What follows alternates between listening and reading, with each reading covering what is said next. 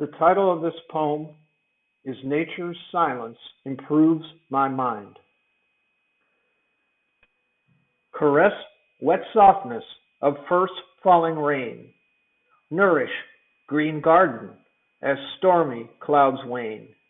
Stand still in dark forest where ancient trees tumble.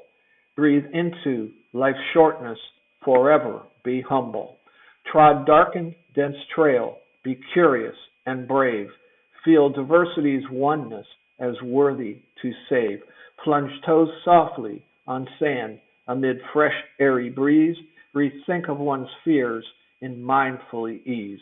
Know nature's slow silence can improve one's mind to serve valiant ends for improving mankind.